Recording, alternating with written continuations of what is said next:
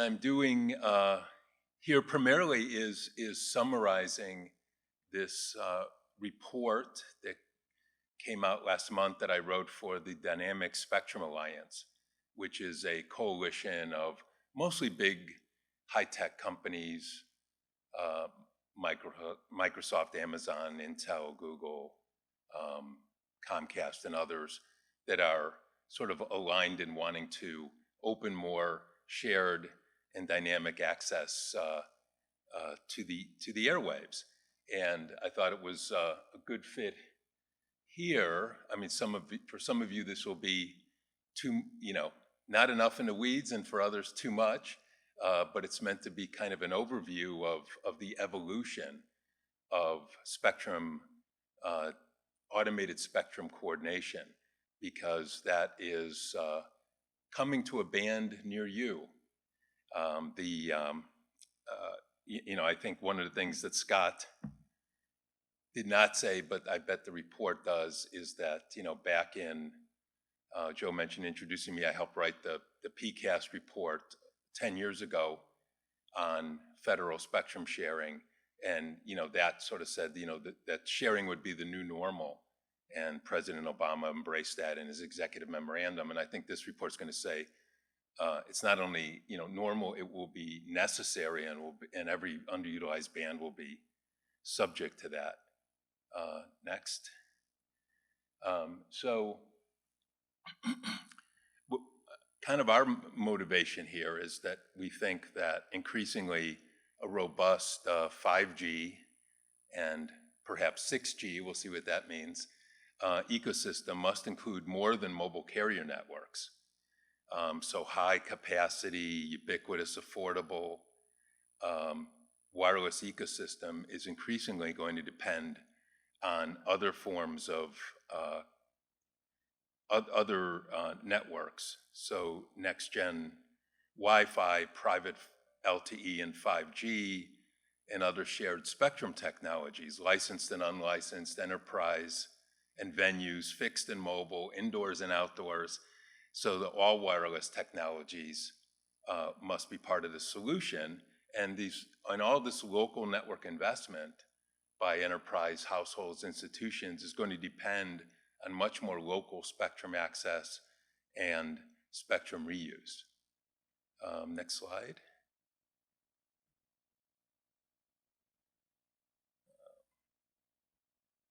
Sorry, I'm trying to look at them here at the same time.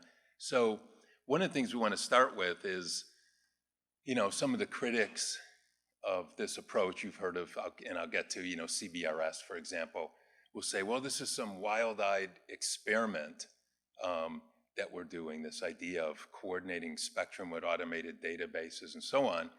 But one way to look at the evolution here is that telecom database management is nothing new, right? We went from manual switchboard operators to SS7 call routing, next, to automated number porting and forwarding, to, of course, now the internet DNS routing, the heart of communications itself. Next slide. So the use of databases to coordinate and automate spectrum sharing is likewise nothing new. And really the steps are the same as in a manual coordination process. What is new, in addition to meeting the surging demand, is the technology to automate the process, incorporate many more inputs into ecosystem awareness, and thereby lower the cost, protect incumbents with greater uniformity and certainty, and coordinate users and devices in near real time. So spectrum database management has evolved from manual to database assisted to automated to dynamic. And I'll go through how this is creating really a third way, so that now we have a third path, not just what was the dichotomy of either exclusively licensed or unlicensed, but this third path of licensed, typically licensed sharing, like licensing, or or perhaps even unlicensed, depending on the band. Next. So just in terms of the core functions, we can kind of keep these in mind, is the first principle, of course, do no harm, protect incumbent licensees from interference. In some cases, coordinate users that have the same priority. That's part of CBRS, for example. To provide virtually real-time and recurring decisions on requests to transmit or assign usage rights, to carry out enforcement, in essence, of the use of authorized devices. So the devices themselves need to be authenticated, and then to monitor spectrum assignments, and in some cases, if the regulator wants, actual use. Next. So some of the benefits to industry stakeholders, consumers, and the economy: obviously it expands spectrum capacity and the intensity of use. It enables, and I think this is a real, a big one that I was mentioning in terms of the wireless ecosystem, making it more deeper and more diversified, is it enables direct local spectrum access, which promotes innovation and productivity. And then that trickles through as a lowered cost of connectivity for users and consumers. So for example, lowering barriers to entry promotes competition, consumer choice, and ultimately bandwidth abundance is the goal. And there was that question earlier, are we going to get, are we going to eliminate spectrum scarcity? And we might, but this kind of another iteration or two of technology beyond this, extending this approach, will be necessary for that. Next slide. So, among the things that we focus on are ways that, my organization, New America, we focus a lot on how more open and shared spectrum access can help close the digital divide, and different aspects of it, such as the homework app. So a set of examples, this was a report that I co-authored last fall. We did it with the Schools Health Library Broadband Coalition, along with an economic study by Dr. Raoul Katz. And these were 12 case studies of school districts who, during the pandemic, they used often CARES Act funding or other funding to, when the homework app became the remote learning crisis, they decided to turn their schools into towers, or to get access from their cities to the street furniture, and leverage CBRS and/or Wi-Fi to connect students, low-income students, directly at home. So a couple of my favorite examples: Fresno, California. The school district there is in the process of covering the entire school district. They already have more than 20,000 low-income students connected directly to the school's network using the CBRS, the General Authorized Access portion. They don't have any licenses, and they're going to complete that. They use their school buildings as towers because the city would not give them access to the light poles. Whereas in San Jose, California, for example, and in Council Bluffs, Iowa, the school districts initiated the effort, but the municipalities partnered with them and gave them access to the light poles, as well as electricity and access to the city fiber, and they all likewise cover. Well, in San Jose they're still expanding it. In Council Bluffs they cover the whole city. And then in higher education, the University of Michigan has already upgraded its 16,000 indoor Wi-Fi APs to Wi-Fi 6E. The next generation that will be, using the 6 gigahertz band, which I'll come to in a sec. But they're already, as soon as the automated frequency coordination systems are certified, to upgrade all their outdoor APs so that it has, multi-gigabit capacity across the entire campus, indoors and outdoors, and that'll be reliant on database coordination that's required for either standard power or outdoor use. Next. So again, there's benefits also to regulators. This slide, is, I've presented this to a lot of regulators, particularly so far in the Americas, who are adopting 6 gigahertz and looking at AFC, automated frequency coordination. So some of the things that they take notice of is that it becomes an automated enforcement tool. They can delegate this coordination and not have it burden their budget or their staff while retaining the authority. Gives them more control over band sharing, including the flexibility to change the power levels or rules depending on the experience as it goes along, and cost recovery, because more than the United States, some of these countries seem to always want to get fees. We do, of course, from our auctions from one small sector, the big mobile carriers, but they like to get a lot of fees from everybody, it seems. So next, just go through a few of the bands where we've seen the evolution of spectrum management systems. First up is database-assisted coordination. And the examples, so this was started 20 years ago, for example, in the 70, 80, 90 gigahertz bands with for example, the database that ComSearch runs, and then it interconnects in turn, and that's what you're seeing on the right side, is the interconnection of the ComSearch database with NTIA's database of federal point-to-point links to make sure there's no conflict. Hence the green light, yellow light, red light system that they employ.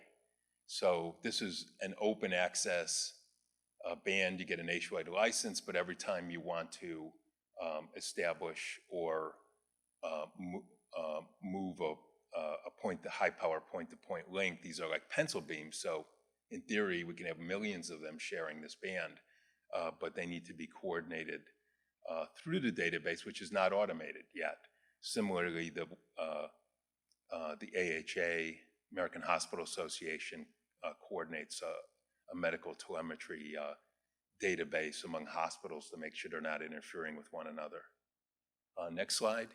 You're all probably familiar with when this approach became automated for sharing for unlicensed use of the vacant TV stations in each market, TV white space. And what you're looking at here is the US adopted it first, of course, in 2010. Initially, this is Ofcom's version. Here in the schematic, like that one earlier, it kind of shows in, I don't know if that's magenta or pink or whatever, the inputs, the sort of inputs, and like every AFC system, all the inputs contribute to the ecosystem awareness. There's algorithms that analyze the data and then makes the decision based on, to responding to the request, which recurs. So your grants are always temporary. Next slide is, as I mentioned, Citizens Broadband Radio Service, adopted initially by the FCC in 2015. And, this is really by far the most sophisticated. So now we've gone from database assisted to automated with TV white space, and this is dynamic because the Navy's ships move. So yes, they are protecting for fixed satellite services in that first tier, that incumbent tier, but the Navy ships are on the move, and you don't know when they're going to turn it on or how close they're coming, and so on. And two things, I would you would note here is that this, I think, is kind of an interesting, just by this, you can see it, is that the PAL portion of the band, it shows 100 megahertz, but actually there's only 7 10 megahertz licenses. So 70 megahertz has been auctioned, 7, 10 megahertz licenses in each county. So it's a relatively small area, but they're not frequency specific licenses. All you have is a license for 10 megahertz. And it's the SAS that tells you what frequency you have. So when the Navy ship comes in, and if their radar, say, is 20 megahertz, it's on your channel, you get moved to the top of the band. And the other point is that GAA, it looks like GAA is across the entire band, all 150 megahertz, and it is, because those PALs only have exclusive rights where they operate and once they commence service. So until they notify the SAS that they're commencing service, anyone can use their spectrum. And those schools I mentioned, they're using the PAL spectrum in places like Fresno until each of those licensees, which are mostly, the Verizons, the Comcast, Charters, and Dish, actually deploy. Next, and this is, again, the schematic, similar with one important difference. Notice on the left there, radar sensing. That's the environmental sensing capability. So, and this is one reason this is, more complex than I hope we'll need in most bands, because there's actually, the SAS administrators have to either partner or contract or build a network of coastal sensors. So every, so many kilometers all along the coastline of the U.S. to listen for the Navy ships. And you'll see right at the end of this that I'll just mention what, NTIA wants to substitute an incumbent informing capability for that. It's proving to be overly protective and putting a lot of spectrum out of play that shouldn't be. So now to look, next slide, to look forward to the future, 6 gigahertz and other bands. Next slide.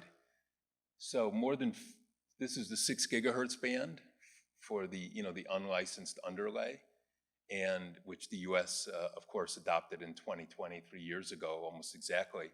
And more than 50 countries now have authorized at least the lower 500 megahertz of that band, 5925 to 6425. And there's 3 different flavors. So these other countries, for example, Europe and all the European countries, EU countries, and the UK have adopted those first 2.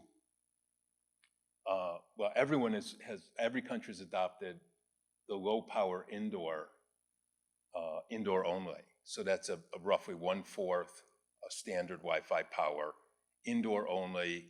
APs must, your router must fit a form factor. And then, like the European countries, UK have also adopted the very low power, roughly 1/10 the power, and that's for all the peripherals. So when you get to the AR, VR, your goggles, your headsets, watches, whatever. And then only a few countries, notably the US and Canada so far, have adopted standard power. Next slide. So the US and Canada have adopted over, the US over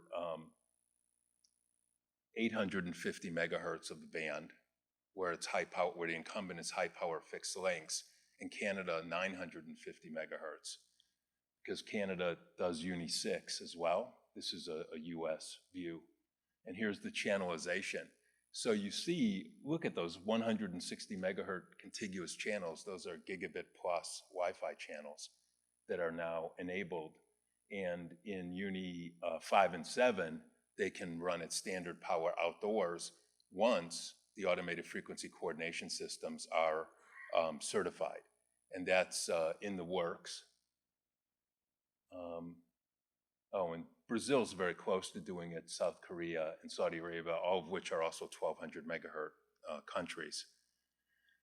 Next slide is, so the AFC has conditionally approved 13 different AFC operators who will either compete in some cases or serve a market niche, like Wi-Fi Alliance. I imagine they think, well, their members will use them. So the next steps, we're very close to, we're just waiting for the FCC to finalize the metrics for lab testing, and then there will be field testing. It's essentially the same drill they went through for CBRS of like 4 years ago. Commercial operation follows. Next slide. The EU is actively studying AFC for that bottom 500 megahertz, although they put in a placeholder depending on the outcome of this World Radio Conference. If they decide to expand beyond 500, this will apply to it, but they're getting a head start right now by studying whether they can go standard power outdoors using an AFC. Next slide. We can we can skip over this. Next slide, because that was in a slide above the core functions. It's the same. And then, so how an AFC deployment works, you can see on the right whether you have standalone APs or a constellation of APs control, under a network controller's physical or virtual control. Basically, to protect the incumbents, the AFCs must provide permission and assign frequencies of course, to all the APs. The APs must be capable of reporting their geolocation in 3 dimensions, so including height. And they must request a list of channels every 24 hours. And what they get is a list of, at their precise location, a list of the channels that are available. So if you think back to that channel list, as well as the maximum power level, which can vary. So the next slide shows that. The power can vary depending on, how close you are to that keyhole where the fixed links are, where they're receiving. And so in this example, one AP is going to have at least a power constraint, being in kind of an outer ring of the protection zone, whereas another AP to the right there, has no limitations, for channels it can use. Next slide. Here's the AFC system architecture. Once again, we're back to something that looks a little more like TV white space, a little more simplified in terms of the inputs, primarily from the commission database. And so I thought a brilliant thing that the commission did, as they did in C-band with the FSS Earth stations, was they said, well, if you want to be protected, you better tell us. You better keep your information updated, because these AFCs are just pulling from ULS. And so, if you move it or have a new one, list it in ULS so that you can be protected. Next, you got it. Yeah, and then just want to mention that the much of the rest of the world is sort of following CBRS, but in a very different way. They were able to make 3.5 to 7 exclusive use IMT because they didn't have their navies floating around there.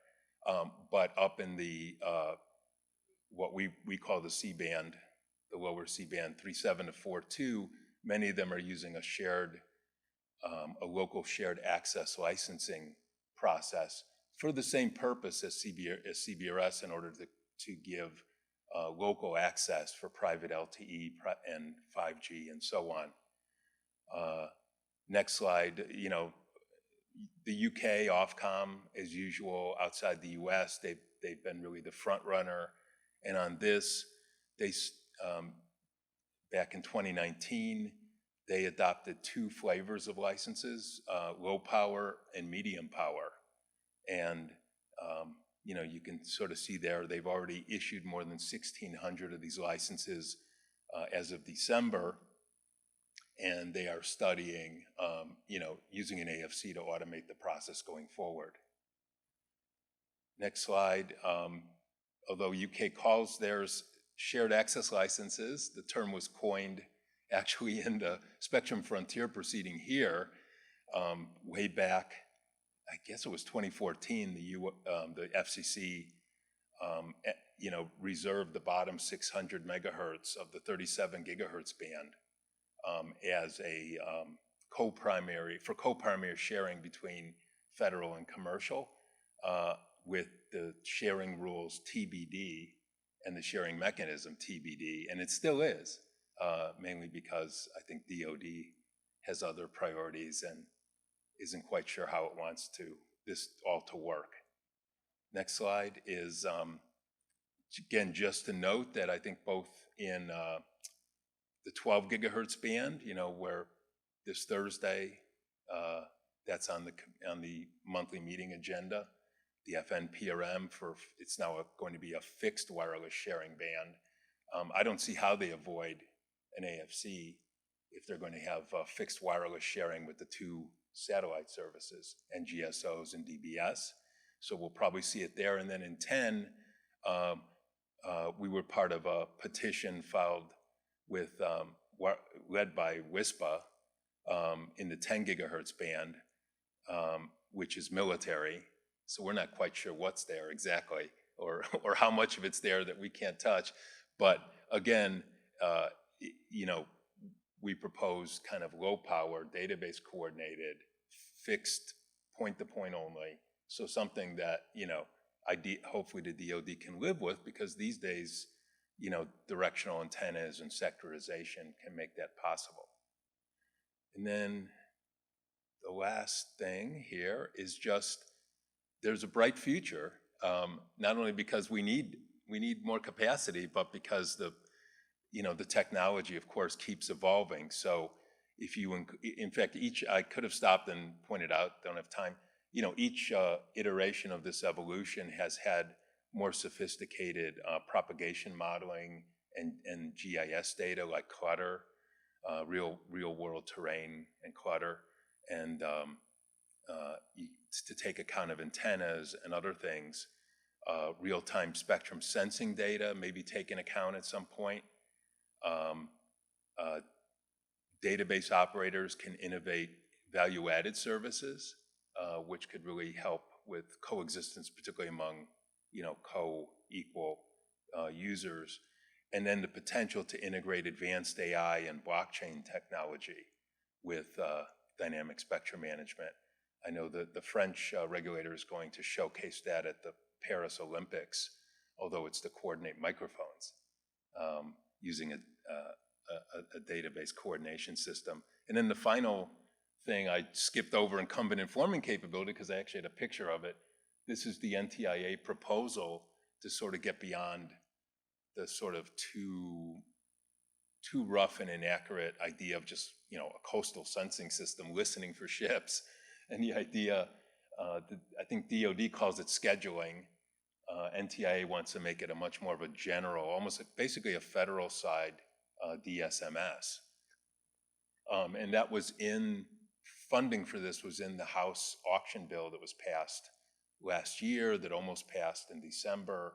I think there's strong bipartisan support for standing this up. Just a little bit of friction, I think, between DoD and NTIA about whether NTIA is going to run everybody's spectrum as far as sharing goes. These would then interconnect with the AFCs that the FCC certifies, presumably. Last slide is just, all right, sorry, because I'm running over. Just a few perhaps obvious policy recommendations that I've made that DSA makes, which is, that this could be applied to any underutilized band virtually, that you want the simplest possible solution, so don't go to the CBRS model if you don't have to. Don't be tech neutral. The multi-stakeholder industry process is a great way to get all the, find all the devils in the details. And the WIN Forum has been a real leader on that, with tens of thousands of hours. And then you need more granular GIS data and to leverage the existing systems. So we should be able to get this online in new bands much quicker now that we have these companies out there doing this. So that's it. You could advance it one more. Thanks. I don't know if you have a minute for questions, but that took longer than I thought. Just curious if I'm kind of reading this correctly. On the software side, we can do all this dynamic spectrum allocation. I don't see a limitation to that right now. Is that correct? I mean, we've got the horsepower to do it pretty much in any range. Would it be true to state or reasonable to state our limitation on how far this can go is really on the hardware side? Yeah, probably. I mean, especially now as with AI coming along, you can just imagine, that would, for folks already talking about, for example, with AI, that you could get, crowdsourcing of environmental data and so on. And yeah, probably on the hardware side in terms of, various limitations. Yes. I'm not sure I could tell you what they are exactly, but I was just wondering, and it's related to something we were talking about yesterday, the flat panel phased array antennas. I don't know if that's the holy grail, but if it's a piece part right now, or how our antennas and receivers, transmitters evolve with different material science, perhaps. Yeah, you'd get the best results if all that could be really precise. Probably on the hardware, what jumps to my mind is that the biggest limitation is legacy systems and devices. Right. Yeah. Well, converting all that is really tough. So do we ever get to a point where we've got some piece parts in the middle that play a middleman for the hardware aspects? I don't know. Or I always think about it. Yeah, good question. Yeah. I haven't thought that through, and I'll use the Scott Harris disclaimer. I'm a lawyer, not an engineer. Yeah. So, exactly. I only sound like I know what I'm talking about. The peanut gallery also said maybe the limitation might not be hardware, but software. I think I heard, it might be policy. Yeah.